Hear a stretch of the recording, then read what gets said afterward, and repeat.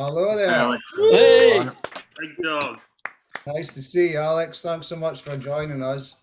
Really appreciate it. If it's okay with you, what I'm going to do is I'm going to do an introduction, and then we'll get on with a bit of a format of asking some questions, and then we'll open it up to the rest of the guys to get involved as well. Is that okay with you? No problem, Adam. Yeah. Nice one. All right. Well, tonight's guest, ladies and gentlemen, is none other than Alex McLeish. 493 games for Aberdeen, scoring. I think there's more than that, actually. I think you read Wikipedia. Aye. I think you have to find out that there's actually another 100 on top of that. You know, another 100. Are you just making this up? Not at all. No, it's always been a wee bit of a kind of bugbear with the family that they don't get the facts right. You know, I've played. I think I'm second to Willie. You are second to Willie, yeah. Even with that, yeah. But no, you're right. An extra 100 games. I mean, think of that extra money you got. Was it £10 a week at Aberdeen? It was nice. Well, Sir Alex, yeah, he said, Alec, you and Willie are bleeding the club dry. I'm going to give you an extra tenner. I says, boss, that's brilliant. I'm not going to go to Tottenham after all. No, but he just took 100 games off you in your Wikipedia page. So, I don't know why they've got the figures wrong there. 77 games for Scotland. That's probably right enough. That's right, yeah. Footballing legend, our captain, our national manager, a Hall of Famer, voted in as Aberdeen and Scotland's greatest ever starting 11. Also a movie star in the film Stan and Ollie, directed by our own ex-player, Aberdeen FC Team of London ex-player John Baird. Ladies and gentlemen, it's our number 5. It's Alex McLeish. Hey! Cheers, guys. Good to see you. Oh, yes, brilliant. Thank you so much. So basically, as I said, our wee format, we're going to go through some questions. So thanks very much for meeting with us this evening. We've obviously got a few fans here. I'm afraid some of them are blue, but there's no denying you're a favourite all over Scotland. Born in Glasgow, I believe you attended Barhead High School, where a year above you, a certain Mr. Peter Weir also attended class. Is that right? Yeah, Peter Weir was in the year above me. I was primary 6 and Peter was in primary 7. And normally you had to wait until primary 7 to get to play for the school team. But you know, I got promoted quite early, and you know, I played with Peter in 1 or 2 games, you know, in the season. And then Peter left, went to Barhead High School, and I played the next season as the main striker. Main striker. You wouldn't believe that, yeah. Wow, did you score many goals? 43 in 11 games. It's a record for the school. That's not bad, is it? And I don't know if that'll be in Wikipedia right enough. No, well, like I said, there's only so much in Wikipedia. I've had to delve deeper. I've had to contact a few people, Ian Hare being one of them, but I'll get to that. So you left Glasgow obviously quite young. So what was your memories of being in Glasgow? Because you know you signed for Aberdeen when you were really young. I mean, was there a particular, dare I say it, Glasgow team that you supported during your young years? Well, back in the day, you know, there was no academies, so we never, I mean, I went for some training with a team called St Mirren. There was a manager at the time called Alec Ferguson at St Mirren, and I kind of done a wee bit of kind of journeys, Hamilton as well at the time. There was a good manager there also.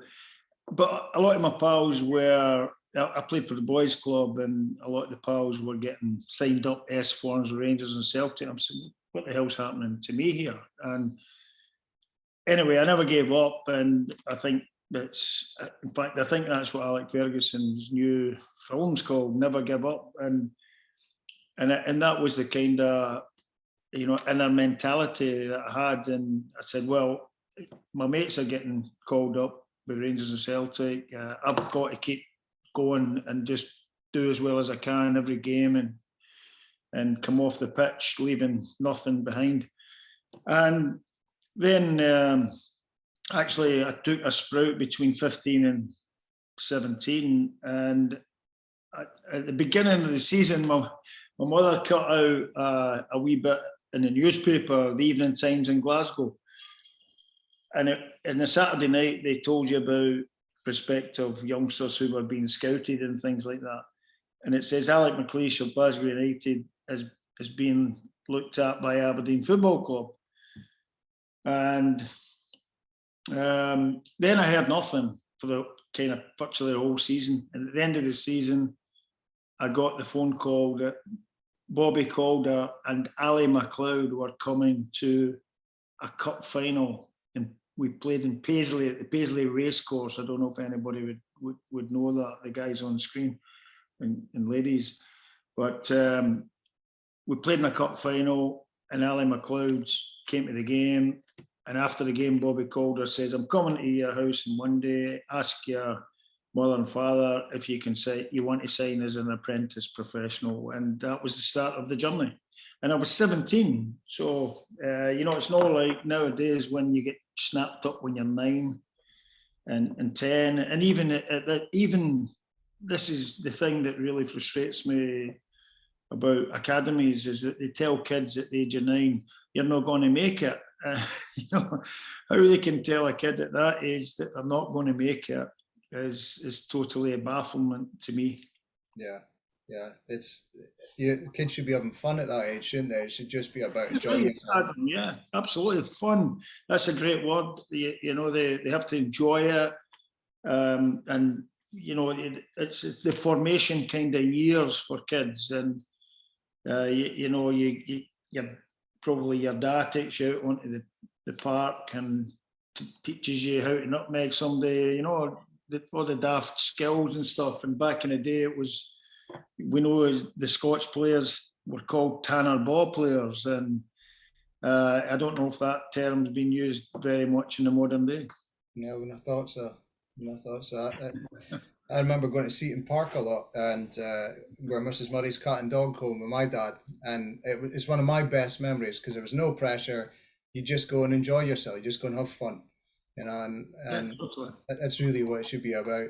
So this is the same Ali MacLeod who, after a year having signed you, took on the Scotland job, of course, famously walking into the dressing room and saying, "I'm Ali MacLeod, I'm a winner." And of course, he went on to beat England and qualify for the World Cup '78. So I guess, fairness, there definitely was that winning mentality. And I think that's brilliant. That he had the balls to do it that way. Because fast forward, Jose Mourinho, I'm the special one. So Ali was ahead of his time. Did you ever walk into a room and go, "I'm Alex McLeish, get it up, yeah"? Or was that? Yeah, once or twice I had to put some players in their places. Yeah. Right. Billy McNeill was obviously the next choice, the next choice appointment, and obviously a legend at Celtic, and he, if you believe Wikipedia, led Aberdeen to its best league finish since 1972. But it's Billy McNeill, I think, is most fondly remembered for some of the players that he amassed during his time there, such as Strachan, Neil Simpson, Stevie Archibald. But more importantly, personally for you, I believe he gave you your debut against tomorrow's opponents, Dundee United. Is that right? That's correct. Yeah. Yeah. And a good story as well, because we when we came to Aberdeen, we stayed in a hotel, Esselman. It was the Esselman Hotel in one of the streets just off Union Street, and we had kind of dormitories downstairs. So that was our introduction to Aberdeen life, and there was a few boys, a few of the lads in the basement. We had a right good carry on. And then we started to get farmed out to landladies and stuff, and we ended up in Maastricht somewhere, but Billy had asked me to well, he asked me. He said, "Right, you're in the squad for the festive period," and I thought, this is just experience for me. This is fantastic. I'm stepping up all the time. I was playing McLeish United, a junior team in Aberdeen, and then I get called up, and I didn't play for the first team when Ali was there, but Billy said to all the players over that festive period that, guys, you got to behave. Nobody out having a swally on New Year's Eve, because we've got a game. We're training on January the 1st, but we're also playing on January 2nd against Dundee United at Pittodrie. But a couple of the boys broke ranks. And Bobby Glennie and Willie Gardner. Now, Bobby and Willie won't mind me telling this story because it's rife. And they were staying at this guest house that we all kind of started with. Charlie Retty was the landlord in Ashley House in Kingsgate. And Big Willie and Bobby decided they were going to celebrate Nerd Day. And they got a bit too worse for wear. They came back in the wee small hours of the morning, and Charlie was very friendly with Billy. That was their problem, because Billy stayed with Charlie as well. And Charlie says a couple of lads have been out in the night and they're pissed, and they might struggle to come into training tomorrow. But they came in, but with their heads hung low, and Billy bombed them out, the festive squad. And when I walked in to training on January the 1st for that preparation for that game on January the 2nd, Billy McNeil said, I said to him, "Boss, Happy New Year." He says, "Happy New Year yourself, son. You're playing tomorrow." And I thought, wow, and all of a sudden I was like all over the place, and I didn't sleep that well that night, but it finished well because we beat Dundee United on January 2nd, 1-0 in front of a 25,000 crowd. I played beside the maestro, Willie Miller, and Stuart Kennedy, these guys. And, I thought, that's me, first team forever now. But come the weekend, Billy said, listen, you're back to the reserves. He says, you had a great game. He said, but keep your feet in the ground. I don't want to rush you too fast, but the boys have served their punishment and they'll come back in. And I never really played for Billy again until Alex. I think it was the first team, until Alex came, next time round. Ian Hare, who you know well, he said that he was moved on because how well you played in that game, and also the fact that Davy Robb chased him around the dressing room and hit him on the head 3 times with a newspaper. So he handed in a transfer request. So if you believe Ian, because he likes his stories, as we all know. Then, I'll tell you what, Davy was he was a fierce kind of guy, and I would not doubt that story. I'm curious, what was it like back then? Like, dressing rooms now, they cater for almost every whim. There's USB chargers, you've got the best physios, you've got practically everything at your disposal. You've got, nutritionists to work. I'm assuming it was basic at best. I mean, what kind of preparation went into a game? Was there guys still, did they turn up a bit worse for wear, or were they disciplined? Oh no, honestly, there was a really good professional team, and when Billy was there, we were runners up in the 3 competitions that season, league, cup, and the 2 cups, and we gave a great account of ourselves. And the professionalism, you could sense it was, certainly when I went, I never saw anything untoward. I think right in the very beginning there was guys going out at lunchtime and maybe having liquid lunches and stuff away in the very beginning, but that was eradicated, and the level of managers kept going up. Ali, then Billy, and then of course the gaffer. And we, we started to. Shorty Kennedy was a great leader in terms of, he was reading books on diets and all that stuff. Like there was a book. Ivan Lendl, the tennis player, had a book at the time. Sorry if some of you guys are too young to know Ivan Lendl. That's my mum's favourite player after Jimmy Connors, so I know it well. Yeah, Actually, one of our guys here, Adam Galloway, he's actually a tennis coach in London, so okay, you'll know him very well. Brilliant, Adam. So you need to give me some lessons someday, because that's my favourite other sport. But anyway, Stuart Kennedy did. He was saying that, big man, I'm reading this stuff, but you got to watch your diet and all that. And Stuart never drank throughout his whole professional career. That's the truth, Some of the boys like to pint now and again, but Stuart Kennedy was teetotal throughout his whole football career, and he was a machine. He was so quick. His stamina was tremendous, and he was reading these books about diet and pasta and all that. I mean, Stuart invented pasta before the Italians. And so that was the kind of level we were at, and it was so professional in that dressing room. And then, when Alec came, he added a couple of pieces to the jigsaw. Guys like Peter Weir, McGee, I think he signed. I mean, it inherited everybody else. I think he'd only signed a couple of players just to make us give us the winning edge.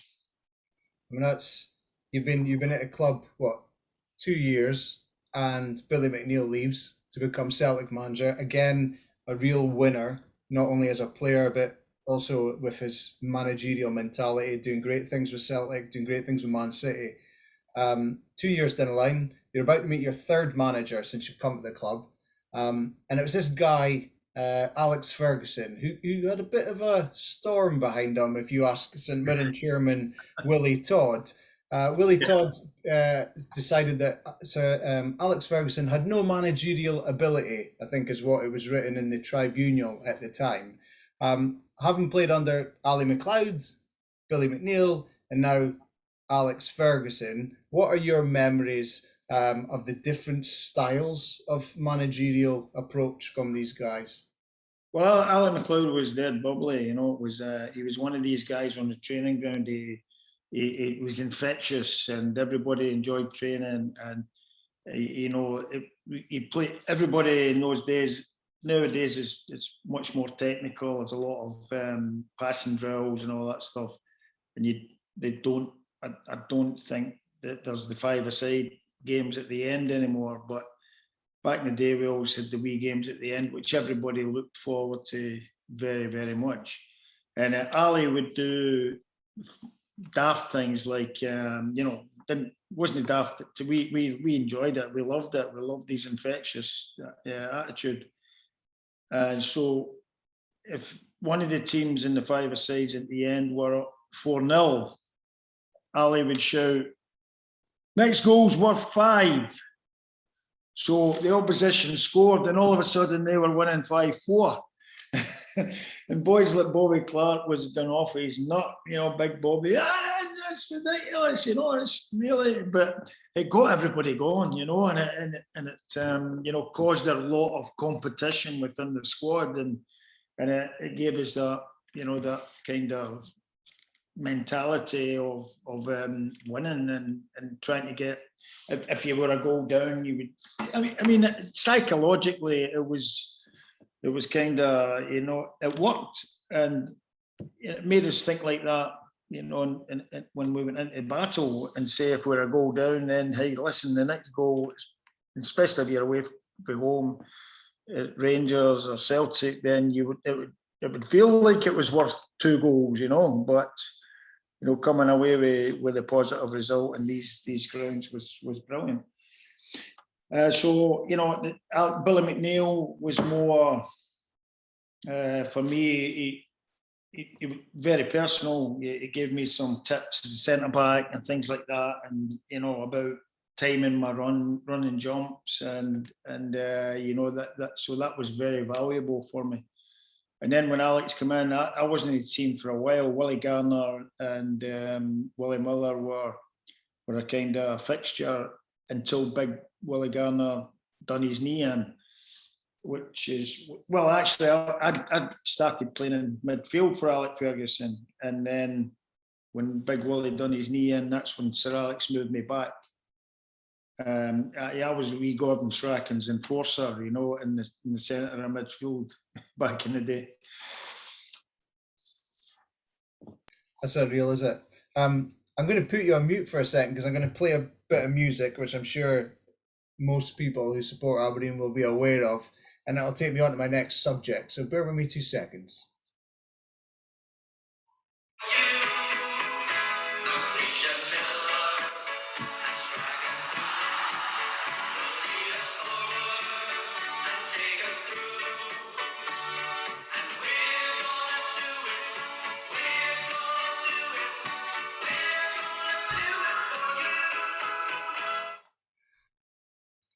So first, you need to unmute yourself, Alex, now. I'll unmute myself. Amazing, yeah. What a song. I don't know how we never got to number one in the UK. I know. I mean, I'm first. The first question is, never mind the European Cup Winners' Cup final. Yeah. All that happened. How did this song come about? Who's come up to you and went, right, I've got a great idea. Let's get all the guys together and let's put it. And more importantly, the iconic white vinyl. I've got a jukebox myself, plays 7-inch, and vinyl is everything, and it's white.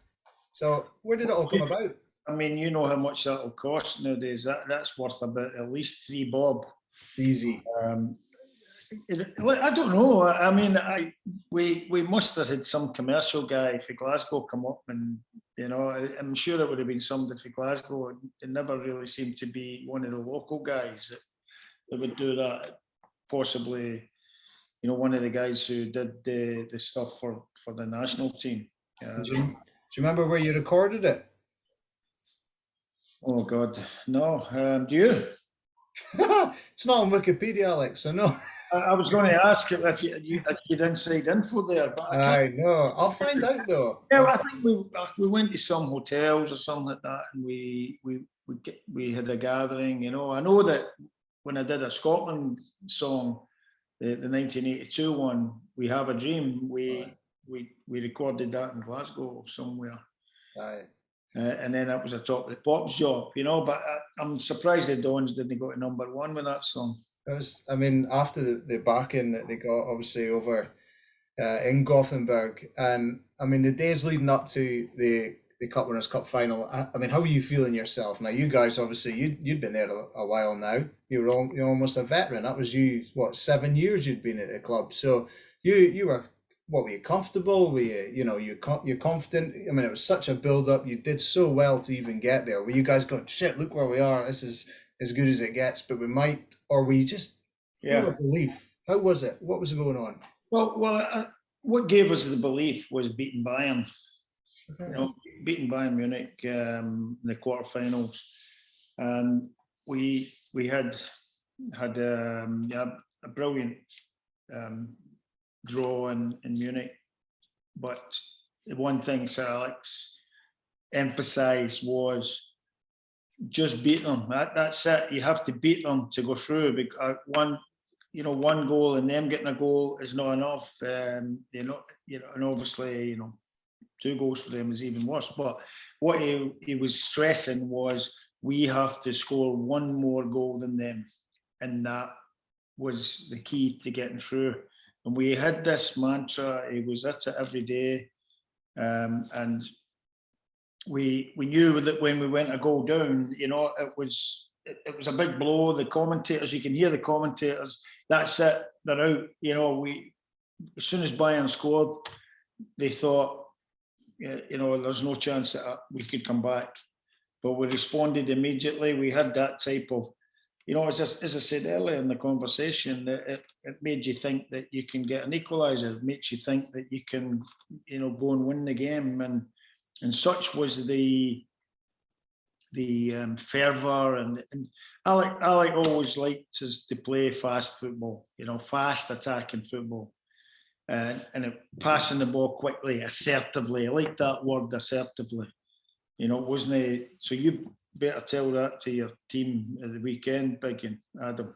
So assertive passing, as if you mean it, and fast passing, and that kind of resonated with the whole club, and it came through with the kids, you know, guys like Eric Black coming into the team, Neely Cooper, you know, God rest Big Neely, Simi, you know, these boys come in and played to a tempo that frightened the life out of every other team in Scotland, but also frightened the life out of the Europeans.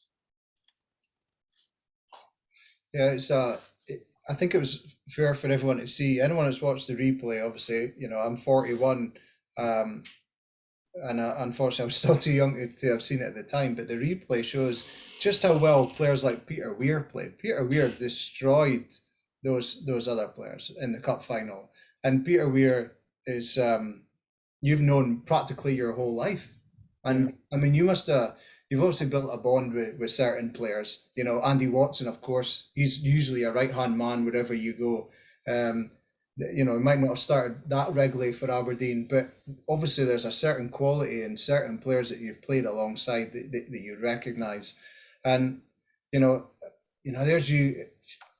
Should we talk about the back pass, Alex? That's what I'm getting to here. Should we talk about that little ball that got stuck in the water? I'll tell you, it's a good wee story, because when we went out on the pitch, it was a quagmire, puddles everywhere, and normally we would, you know, me and Willie were doing our passing, kind of warm up before the end, and it was passing it along the ground, and it was sticking and clearly in the water. And when I went in, you know, I thought, well, I'm a really clever guy. I think about the game a lot, and I'll say something that maybe some of the boys won't say. And it was, guys, when you're passing it, you've got to put a little chip on the ball, because if you don't, it'll stick in the water. So you know, victim of my own advice, I instinctively passed the ball back to Jim Leighton, as you know, and it stuck in the water. Jim, at the time, I said Jim was too slow off his line, but the truth was it stuck in the water, and I didn't chip it back as I kind of advised everybody. But the thing is, you know, it's because you're used to doing. In those days, the goalies could pick up the pass back, and it was just instinctive. You know, it just came because 99 times out of 100, that ball would have went through to Big Jim. But on that night, because of the quagmire, then it stuck in the water. Thankfully, I made a goal for Eric Black.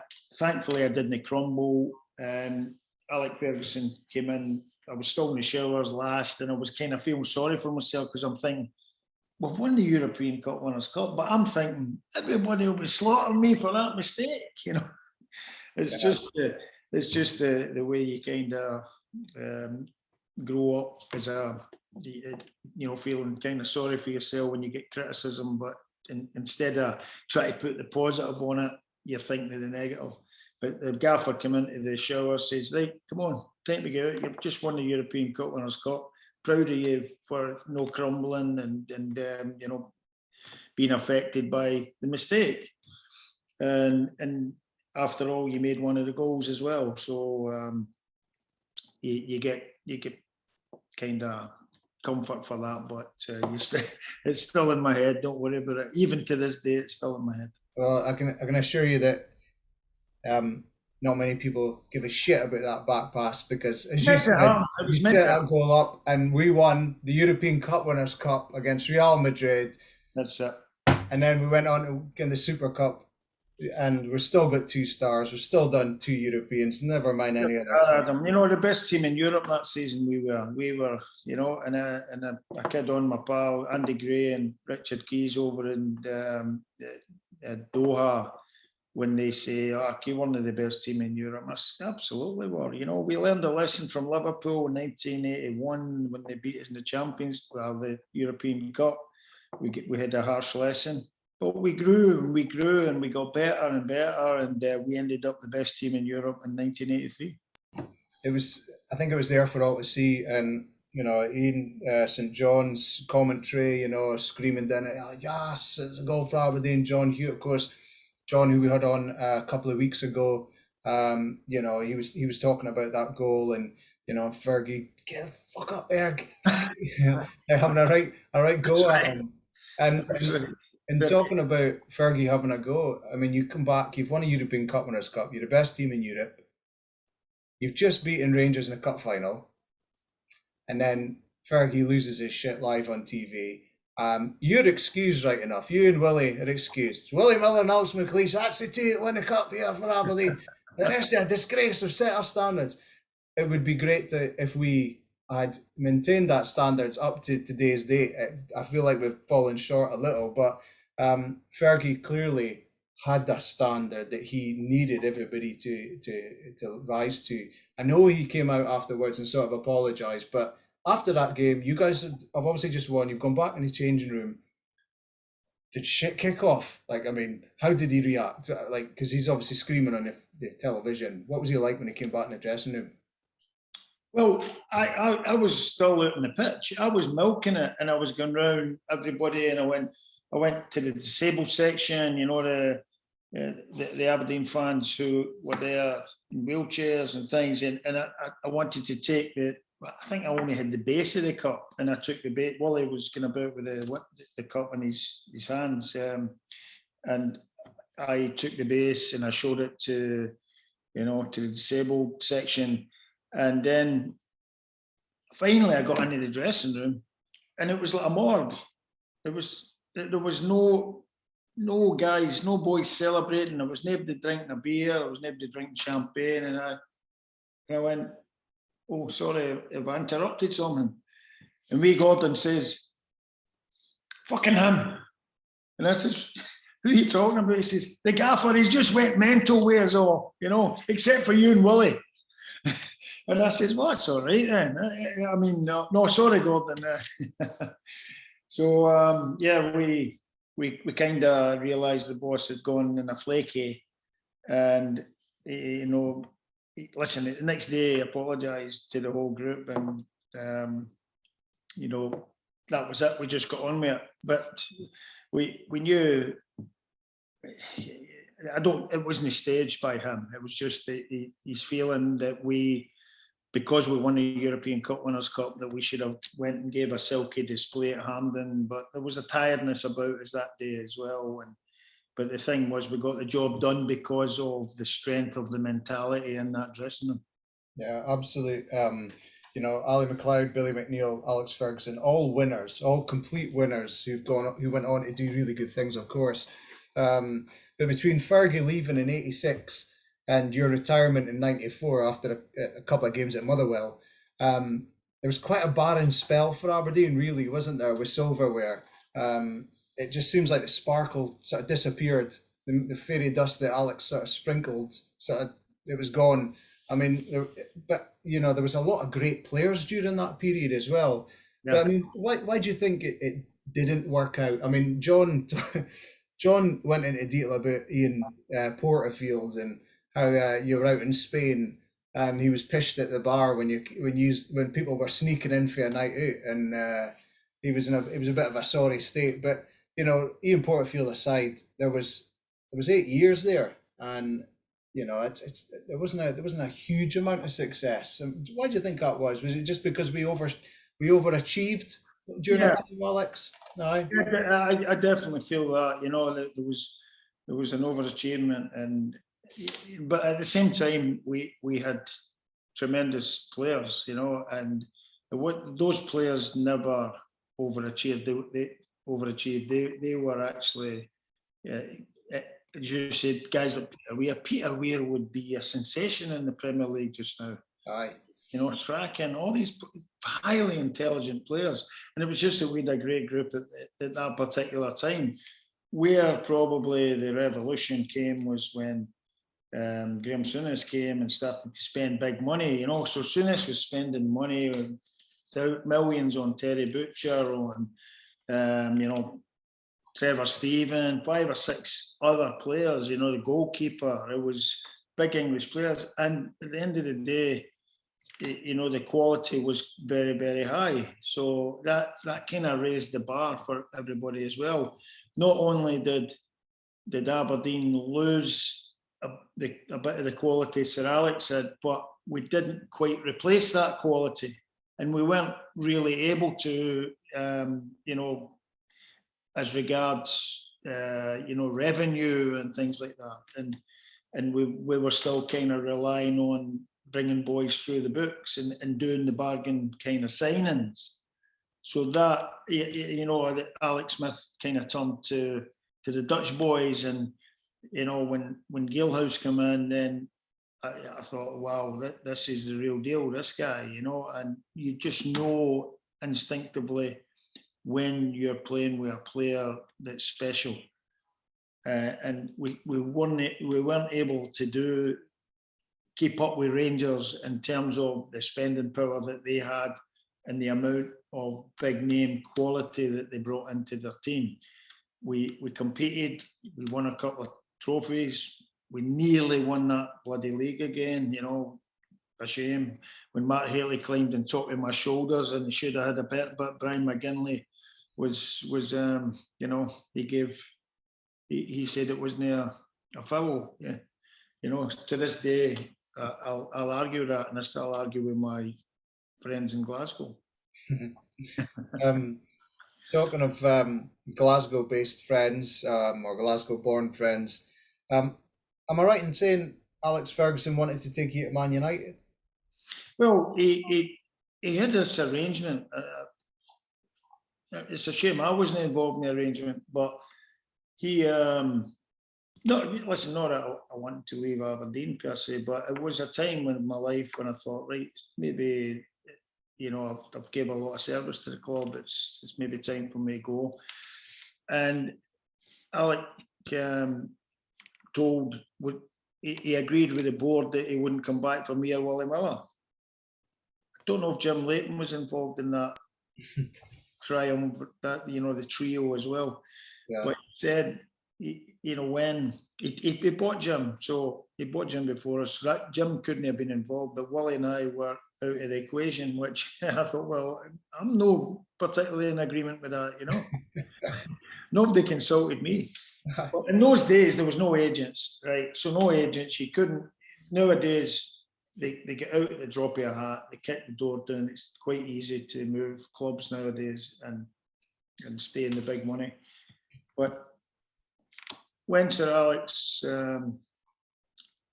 asked Aberdeen to give him notice about what was happening with Joe Miller, Alec liked Joe Miller, and he said, let me know what you're doing with Joe Miller. And then they sold Joe Miller without telling him to Celtic. I don't know, $1 million or something. And I don't know why, because they might get more money off Man United. So it seemed strange. And Fergie phoned me and says, right, all bets are off, I'm coming for you. And that's when he started the negotiations to sign me for Man United. And they couldn't agree a fee, I think they got a 1.750, 1,750,000. And he wasn't getting above that, and the Dons wanted more. So, but anyway, I saw that my career at Dons, and I have no regrets. I'll always wonder, but I've no regrets. Was there other offers coming for you during your time? I mean, you were. I had. Archibald was always flying the flag for me doing at Spurs, and he says, Alec, come on, you're the missing link here. And we'll win the league, if you come. And Stevie in one or two advances, and I know that Sir Alex didn't tell me. And because I'd been to some dinners and I met the Arsenal manager, Terry Neal, and for the first time I was down at a do in England, and I said to Terry, good to meet you, big man. Always admired you as a player. Good luck with your managerial role. And he says, I tried to buy you. And I says, what? He says, yeah. He says, I phoned your gaffer, and you know what he done? Put a phone down on me.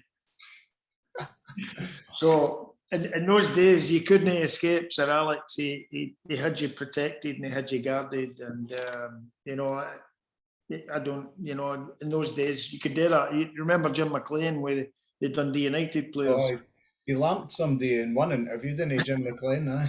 That was one of the producers or something, or Ah, a commentator. It was a commentator, yeah. But anyway, it was sensational days, and the fact that I played all those years for the Dons, had gone to a top Premier League club, won all those trophies. I'm so proud. yeah, I mean, I'm sure I can speak for everyone in the call, regardless of who supports who. You were a hell of a player, and the money I think that you would command in today's market would eclipse anything like Virgil van Dijk, because you were a linchpin, and you almost get emotional talking about how well you played, because for Aberdeen you were just solid, and that's the best way I think to describe you. And we really appreciate your years that you gave Aberdeen, because you were fully committed every single one of those years. So thank you. Thank you, thanks for your Going support. into management, you obviously went to Motherwell, a couple of games. Obviously, they must have enticed you in some way, player manager kind of notion, no doubt. And then obviously on the Hibs. That's how we met, actually, because of Dougray Scott, who of course is a Hibs fan, and then we obviously had the golf tournament here nearby in London, here at Duke's Meadows, which is actually where some of the guys on this call and I play football. So Okay, boys. Does everybody stay in London that's on the screen? no, there's a bit of a mixture. There's a couple up in Aberdeen as well, and Aye. yes, there's a few bobbing about, so they can, yeah, they'll So yeah, what's happened to Ian Ray? Ian's kind of frozen. He's probably up in Aberdeen then. If he's frozen, it's probably about -2 or something, is it? Hey, so you went from Motherwell. You did well with Motherwell. I can still remember the orange tracksuit that you used to wear.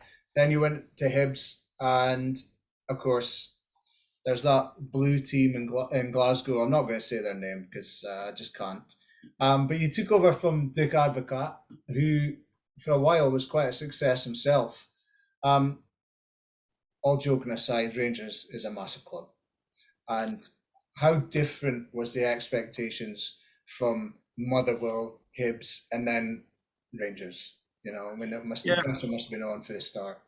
Well, it was right from the start, and I felt it was the Rangers, when they signed Dick Advocat, that they would only stick to like foreign kind of managers who were in the kind of high echelons of management. And when they came for me, I was a bit surprised. And Dick, I'd been to see Dick actually Eindhoven a couple of years earlier before he came to Rangers, about Willem van der Gaag, who played for me at Motherwell, and I signed Willem. And Dick, I don't know if he remembered that, but he said that when he was going to step down, he punted my name to David, and David said, no, it was me that came for you. So they were arguing over who. And anyway, I got a phone call from David, and he said, I bet you never thought you'd get this call. And I said, no, actually I didn't. I thought you would keep to Europeans, with Dick doing well. But Dick he'd done everything he could with the squad, and he couldn't get any more out of them. Martin O'Neill was usurping the old firm kind of success. And,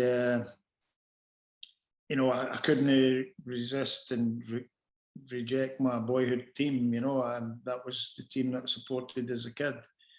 I didn't go to a lot of games because my dad always encouraged me to keep playing every weekend and to try and become a professional. Didn't he want you to be an accountant or something, your dad? Didn't he? I studied accountancy, but he wanted me to keep my studies when I went to Aberdeen. Really? Yeah, he did that. And I did. I worked in an accountant's office in the afternoons when I was an apprentice at Aberdeen, cleaning all the dressing rooms and Davy Rob's boots and people like that. And then I worked in an accountancy office in the afternoon up in at Queen's Cross. So that was a great the people that I worked with, I'm still in touch with. One of them was my accountant up until last year, Norman Gray, a great guy, and all Aberdeen fans, and we used to wind up each other in the office every day. But that was my dad wanted me to keep my studies going after I'd done my hires my last year, 17 years of age at John Nielsen and Paisley. And then anyway, but back to Rangers, and Dick had phoned me and he said, Alec, I can't do anything else with this team. I've taken them as far as I can go.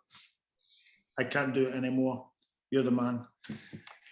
And that gave me amazing confidence to think that I could go to Rangers. And the press actually, one of the questions, the first question was, Alec, you seem to get an underwhelming welcome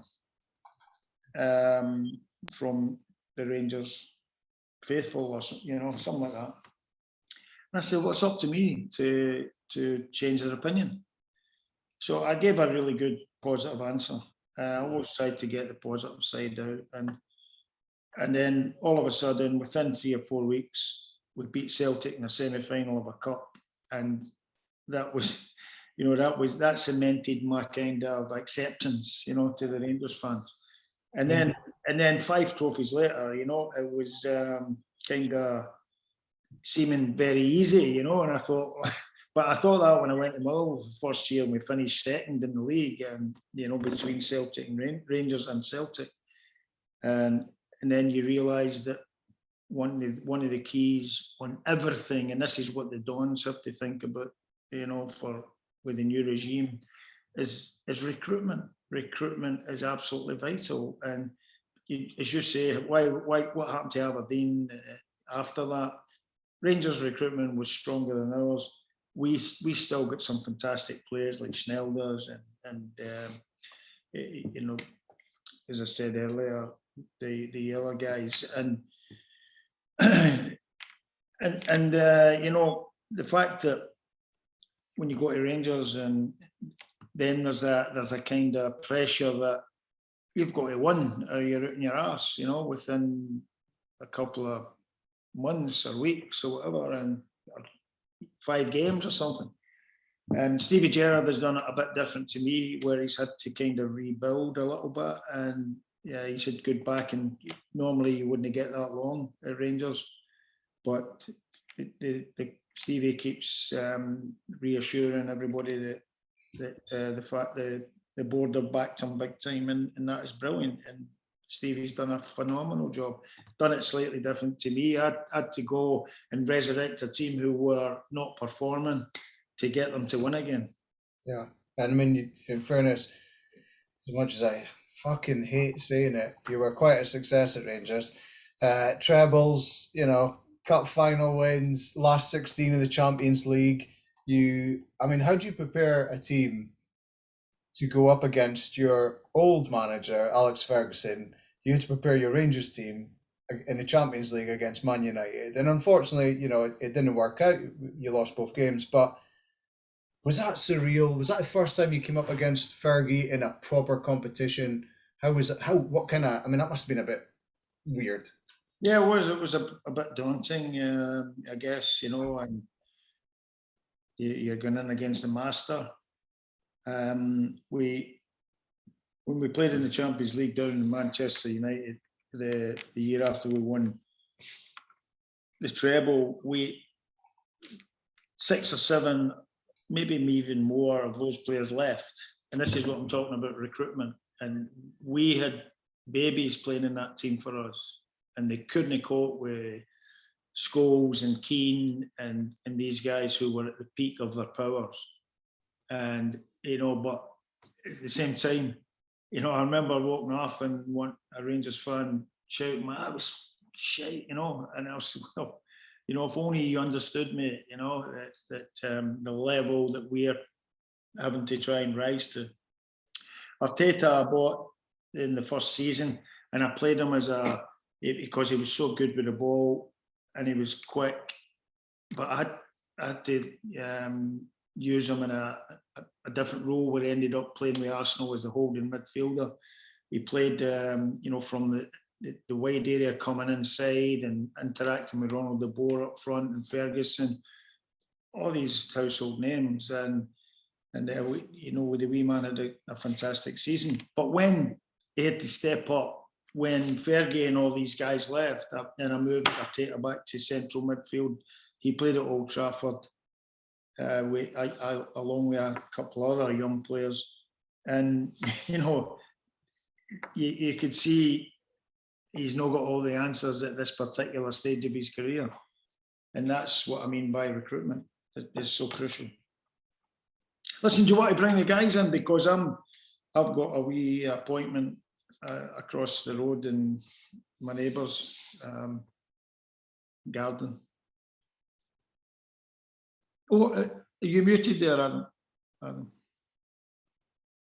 Did I hear you there? You've gone. What happened? Hi, sorry. Hi. If anyone wants to ask Alex a question, please raise both hands and I'll come to you and we'll go that way. So who needs to? Right. So Jamie, you've got your hands up first. Yeah. If you unmute yourself, then go for it. Just a quick question, right? Going on that last point you just made there, right? So you mentioned Arteta, right? And you've also mentioned Barry Ferguson. So in terms of looking at it from an external point of view, right? Two kind of managers who went in opposite paths or have had kind of opposite levels of success so far, I would have looked at that at the kind of converse and would have said Barry, if anything, would have been the one that would have kind of been a kind of standout manager from his club career. And Mikel, I never really got that impression. So did you kind of have that in terms of when you had them as players? Because I presume, obviously, with every player you've got, you can kind of earmark a certain few that you think definitely he'll go on if he wants to become a manager. Well, when Arteta signed it, it was something like, I don't know, maybe 2021, and you don't see that instantly. I mean, he hung on every word that Ronald de Boer said, so because he was a Barcelona kid. He'd been on loan to Paris Saint-Germain, which is where we, when I went to the club, David Murray said, look, we've got this kid from Barcelona, 6 million they would cost. His name's Mikel Arteta, but he's on loan to PSG. So I said to Andy Watson, listen, I don't, it'd be good to see him in the flesh. And I trusted Andy's eyes, and Andy went to watch him in a game in France. And he said he played as a number 6, which is Ferguson's number. As you know, his nickname is 6. And Andy Watson said, he handles the ball really well. Nobody put him under any pressure. It wouldn't be like Scotland or England when people put pressure on you. And in France, they just let you come out of defence and play. And I says, right, well, I hear what you're saying about his ability, his ball skills, his control, his speed. That speed is a really top kind of trait as well. And then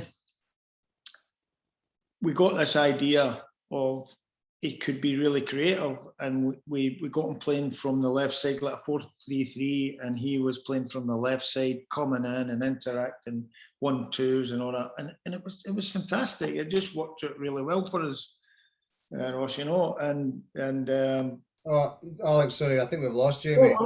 We'll lose Jamie there. Jamie's a goner. Look, we'll jump on to the next question. Here's Alan. He's fed up. He's away at the pub. Hi. I think it was this connection thing. He said he was struggling earlier. There's the hand up there, the big Alan man. Brand, unmute yourself. There you go.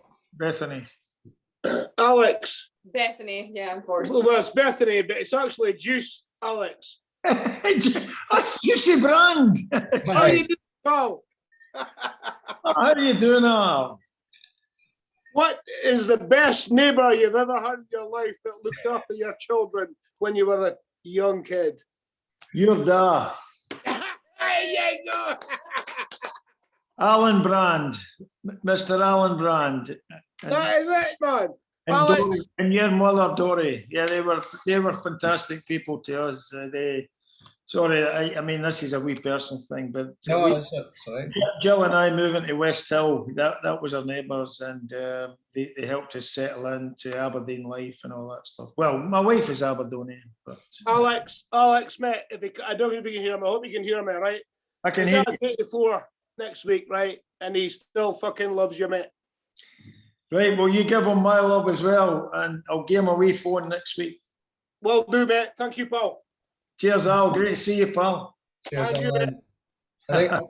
I think what Alan also wanted to ask there was when are you packing your bags and coming up to Aberdeen? Now, anyone else got a question for Alex? Put both hands up if you do. No? We okay? Harry's got one. Okay, Harry, you need to unmute yourself, please.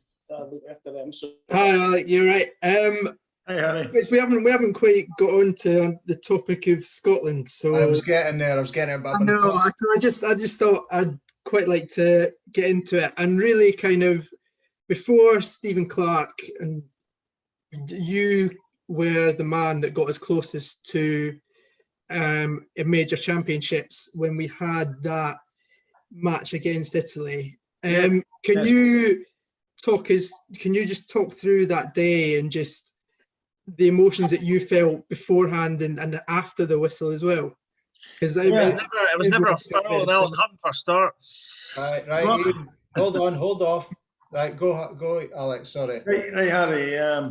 Yeah, listen, the build up to that particular day was absolutely phenomenal. It was one of the best build ups, and just with the fever pitch and the country that we could beat Italy at home, and that was what it was down to. We had to win, obviously.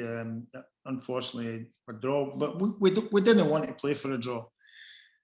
But we had the great intentions of going up at them from the kick-off, and unfortunately we lost the goal in the early moments of the game. We were a bit slack at a throw-in, and we had a chasing game after that. But in saying that, we absolutely pummeled them in the second half of that game, and having got the equaliser through Barry Ferguson, there was a ball went across the face of the box, and I think it was Kenny Miller had set up James McFadden, and James just couldn't quite get his foot behind it, and that was when my life flashed before my eyes. And the build up to that, I was getting phone calls from English clubs about coming to manage them. At that time Birmingham, who I did eventually go to, but 2 or 3 other clubs, and I said, absolutely not. I don't know why you're phoning me. I've still got a game against Italy. We think we can win, and if we win, I'll be going to the Euro. Was it the Euros or World Cup with the national team, and it was the Euros, I think, and right, yep, and having kind of committed to that and told my agent, I said, take no calls off any club. I'm not going to do anything until we resolve this result against Italy. And then, of course, it didn't. The outcome didn't turn out in our favour, and it was a huge disappointment. Despite an incredible second half with Barry Ferguson, really Pirlo. You remember Pirlo, who was a great Italian footballer? Well, Barry absolutely played him right out the game, battered him, and I actually said at the time, sitting on the dugout, that guy Pirlo, he must be getting a bit older, but apparently after that, he had another 10 years of football after that, But Barry Ferguson absolutely battered him, and unfortunately, we couldn't get that winning goal. just to jump onto the Scotland thing before we jump on to Ken for what looks like the last question of the night. Your rate for Scotland in your first spell is still the most successful period as a manager. 10 games played, 7-1, 70% win ratio. And then, of course, there was that game in Paris where James McFadden scored from the halfway line. And all we can say, I'm sure, I speak for everyone on this call, is thank you very much. That was, I'm sure it was your idea to shoot from there. I'll quickly jump on to Ken for a question because he's had his hand up for a little while. Are you all right for a time, Alex? Have we got another? Yeah. Okay, go Ken, and Louis will come on to you after that. Okay. Hello, Alex. I'm delighted to speak to you. I'm really interested in your management career. I thought that you had a lot of early success as a young manager, and then you did well with Rangers. And I think that was a time when Rangers started to struggle with financial resources.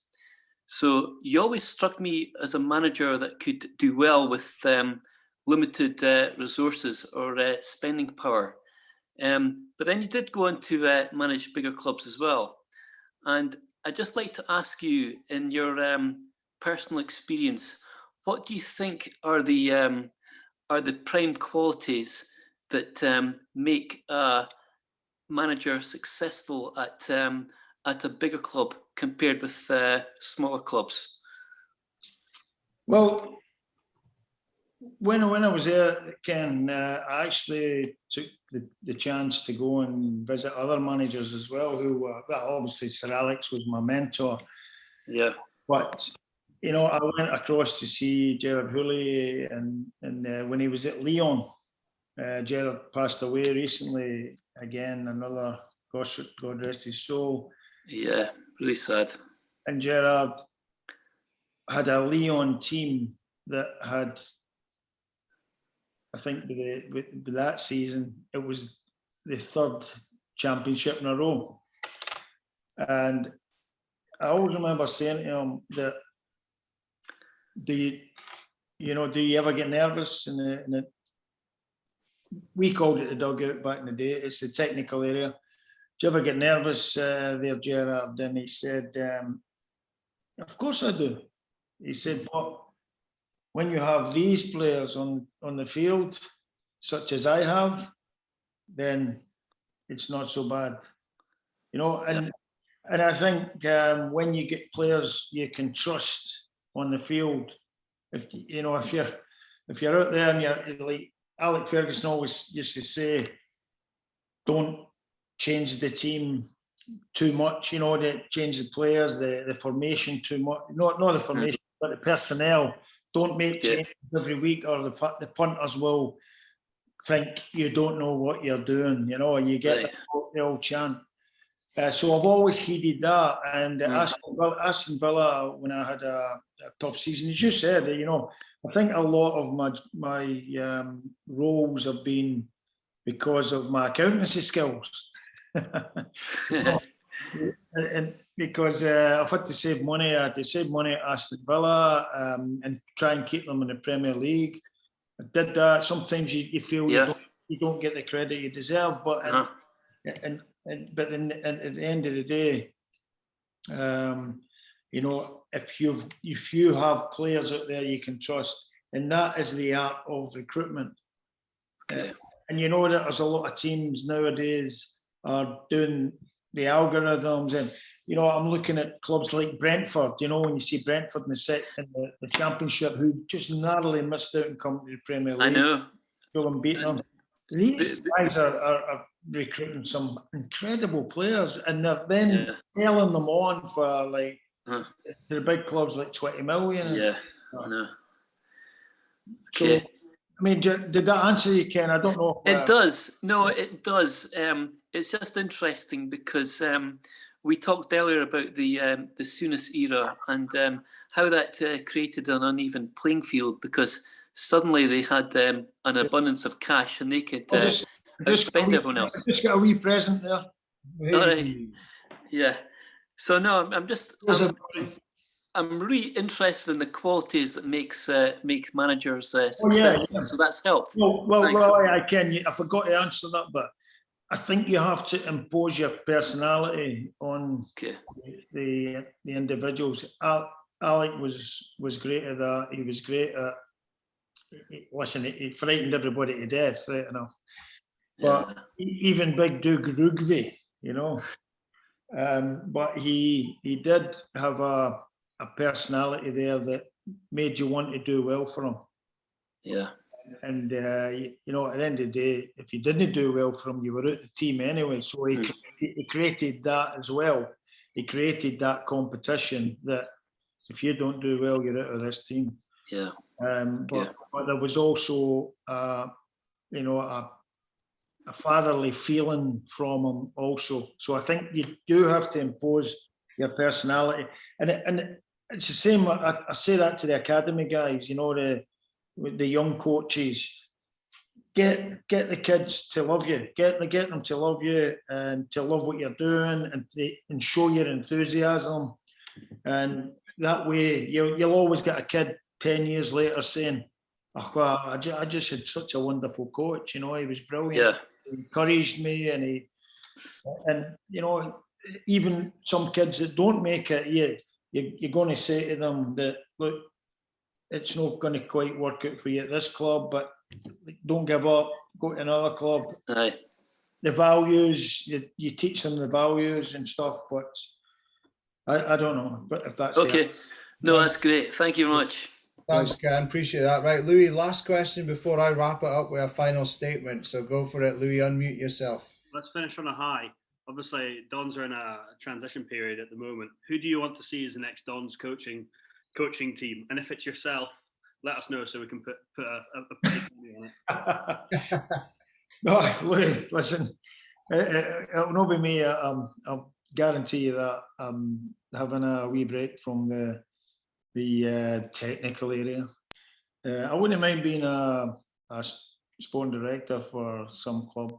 But living down here in London, I'm probably looking at more an English team.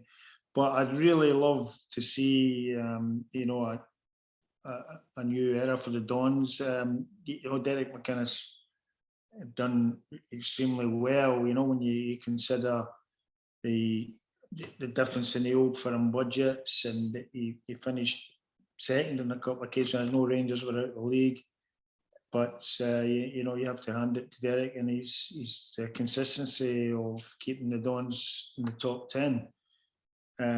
Everybody's always looking for something else, but you know, sometimes you have to be grateful for what you have. Yeah, it's been a difficult period. You know, as you said, it's something like, I think I did the stats earlier, and it's something like 35 years and 4 trophies in that time, which is very difficult considering what we all sort of expected, I guess, during your era. Which is, I mean, that era set a real standard, a high standard, and you know, it's so hard for people to follow in those footsteps. You know, Alec Ferguson done it at Man United, and look how long it's taken. You know, the managers that have followed him to take a trophy or two. Mourinho, I think, did the Europa League, but you know, what has anybody done since Alex? And you know, one of the things, again, going over that recruitment thing, one of the things that was significant in his spell at every club he's been at was choosing top strikers. You know, you think of the Dons, you know, Frank McDougall, he nurtured Eric Black and Johnny Hewitt, Mark McGee, you know, and then when he went to Man United, you know, Van Nistelrooy, you know, all the top strikers, Berbatov, they were all of a top level. And you know, if you can get a real focal point of a centre forward, you know, in that Scotland, back to Harry, when Harry's talking about Scotland, in that little kind of qualifying tournament with Israel and Albania, the catalyst for us to qualify for that was getting bloody Stephen Fletcher back. You know, and he's like 33 or something, and his knees are battered to hell. He obviously can't do the long haul for Scotland anymore. But the nous of that guy on the field was absolutely brilliant. You know, Stevie brought in Lyndon Dykes, who was a right handful for the defenders in the qualifying process. You know, and he's now looked at the guy from Southampton, who I tapped up his agent as well to try and get him to play for Shea, the Birmingham lad. Aye. I mean, you're talking about different clubs that you've managed that, and we're a couple of minutes from finishing, Alex, so I do appreciate your time. Training facilities, right? You used to run up and down the sand dunes at the beach, right? You went to a place like Murray Park, which in its day was state of the art. You've managed in the English Premiership, you've been in Belgium, you've been in Egypt. Cormac Park has been created. Maybe I'm imagining it, but to me it's a porter cabin and some grass pitches without anything covered. I'm just curious, where does Cormac Park rate in some of the facilities that you've trained teams in? Well, listen, I did have a wee trip out when it was kind of under production, and listen, it's great. You know, I really do think that it's fantastic for the players, because not only the pitches but inside the facilities, they get. Listen, nowadays they get pampered to such a degree you wouldn't believe it. You know, we used to share the big communal baths and all that stuff, you know, back in the day. But the players are so pampered now, and to get those facilities, I think you have to have a realization that, God, I've got to make the best of this. You know, I have to. You look what this club are giving me here. You know, listen, Cormac Park it's fantastic. It's great. I really do think it's top. You know, and everybody has to work and build something according to their means. And I think the Dons have built a great little. And hopefully, I'll get the kitchen named after me or something. You know.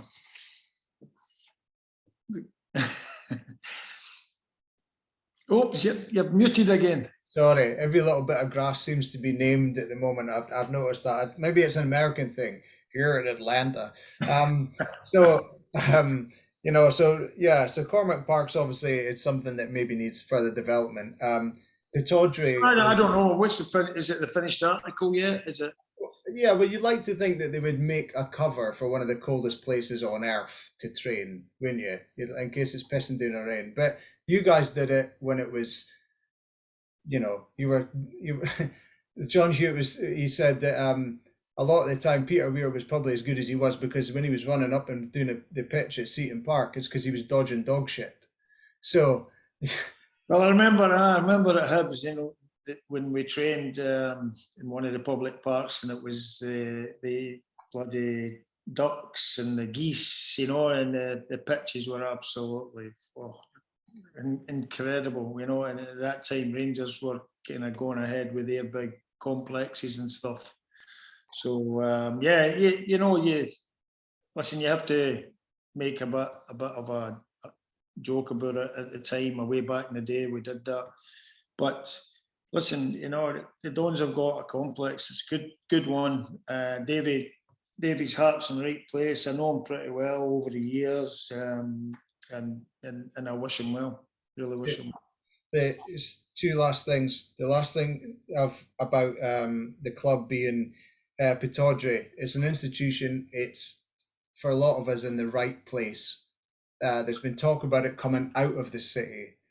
What would your thoughts be, being as someone who's played at the Theatre of Dreams, right? Someone who's played with the surrounding fans, with, you know, the beach on one side, you know, incredible wind attacking you. But if they build the right stadium, is it good to be at the beach where everyone can access it, or should it be in the country? Where should it be? Come on, the country, you're only like 3 miles to the town. Kings Wells, you've only got a bus, there's no train or nothing. You think you're in London, mate? Come on. Yeah. Listen, it takes you three miles to get to your pitch in a weekend. Aye, for sure. But do you think down at the beach is it? You know, if it's progress, if it means progress when listen, we're in the modern day and we have to kind of, I know that sometimes we hang on to the old stuff, but I think if there's a project to do the stadium somewhere else and it's going to make the facilities much better and the team will be empowered by that as well, then, you know, if you're saying to a player, you're trying to sign a player and saying, right, we're going to play, if you're playing at Pittodrie, the Seagulls will help us, big man, you know, they'll be shouting in your ear to score a goal and inspire you. You know, I'm not sure that would be. It's a hard one. It wouldn't be a great talking kind of point, would it, to attract somebody? No, I mean they're talking about where. But the only thing it would attract them was obviously there's a few bob for you, you know. Aye, well, if hopefully Cormac's spending the money, but yeah, the Patio Hotel that seems to be the preferred location all of a sudden. Right. And so where the Patio Hotel was is down by the beach and more accessible, a better space apparently, and next to the Cadonas, which obviously your mate Willie knows quite well. Look, I'll just wrap it up now. I've got one final thing to say, and that is that obviously today's call has been about trying to raise awareness for mental health, and it's really hard for us to sometimes get through the day. A lot of people struggle and we don't actually are aware of it, and we're reaching out here through fans and football and talking about the fact that we can come together as a group and share experiences. And Alex, all I can say is thank you so much for sharing your experiences with us tonight. We've really, really been appreciative of your time. The final thing I would say is, now, if you say no, right, you'll be the odd one out, right? Brian Irvin, John Hewitt, they've both said they'll come on as rolling subs for the Dons down here in London, right? So yeah. So can I either ask for a commitment here and now for either a couple of minutes on a pitch wearing a strip of old, or to manage us for a game? I'll get in the stack, am I? I'll need to be neutral. You know, I can be the neutral observer. Observer, right? Okay. Well, we'll give you a Don scarf. How about that? Listen, that was a great chat. Just say all the best, son. Bethany. Alex, I just want to say you've actually met my wife. You've been in her office at Fulham Football Club. That sounded like an accusation at first year. Wait till I send my wife out of here. Alex, all the best, mate. Yeah, Who's your wife, Ian? She's Nicola. She was in she works at Fulham Football Club. I think you were doing something with Peter Grant. Oh, Granty, I know, Nicola. You were in her office and you said hello to her. Is she still there? Yeah, she is, yeah. Yeah. All right, well, I've been invited back to Fulham as well, because that's one of my wee neighbourhood clubs. Alex, say hi to Jill and all the family from my mum. Well, not my mum, but my dad. You're a fucking thank you. I will just say thanks, pal. Right, guys, we're going to say, if you unmute yourselves and let's show appreciation for Alex. Thanks again, Alex. A real pleasure. Thanks, guys. Yeah, thank you. Thank you. Great. Andy, Callum, Eamon. What happened to the other questions? Lewis, Wallace. I've got more questions, Alex, if you want them. All right. Listen, I better go. Aye. Okay. Thank you so much. Appreciate it. I'll speak to you soon. Emergency phone call. Look. I'll see you on the road. See you, Adam. See you guys. Cheers. Thank you. Yeah, leave it. Great fun. All right, guys. Well, thanks very much for tuning in. I hope you got something out of it. I know we're answer my question. You skipped a few